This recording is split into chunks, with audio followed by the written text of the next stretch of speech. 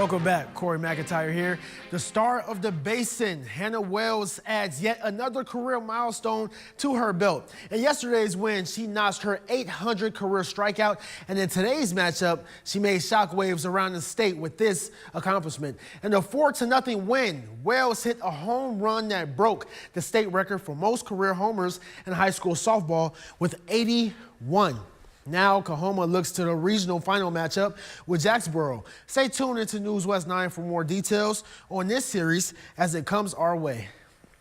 And the Rangerettes fell hard to Snyder last night, but they have one more chance to save their season. Rangerettes come into this one fighting an uphill battle, so they come out aggressive.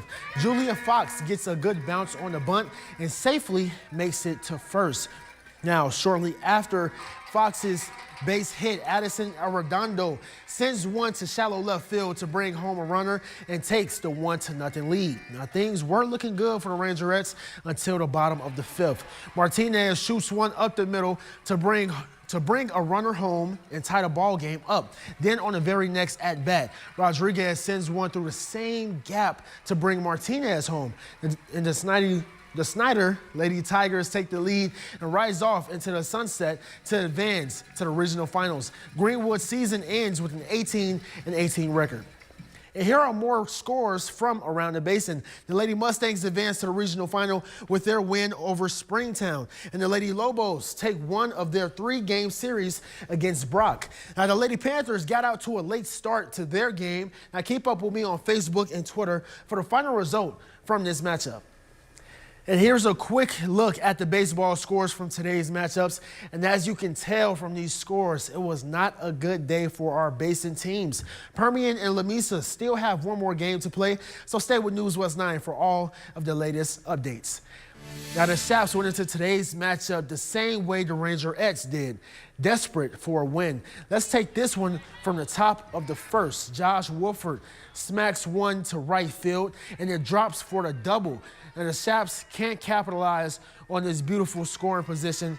So what we're going to do is fast forward to the bottom of the second. Ryan Martin strikes the batter out. Then Colin Fisher makes an insane throw to catch the runner stealing for the double play.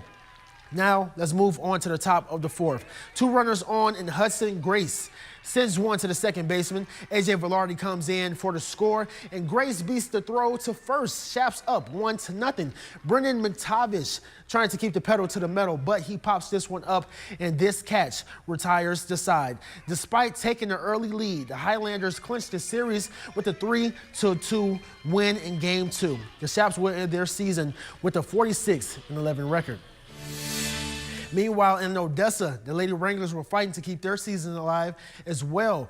We're going to start this one at the top of the third. Lady Vikings up to Haley Guydrone sends one just over the pitcher to bring her runner all the way home from second. Lady Vikings increase their lead to 3, and it gets worse from there. Kiki King sends one to the parking lot for a 2 RBI home run.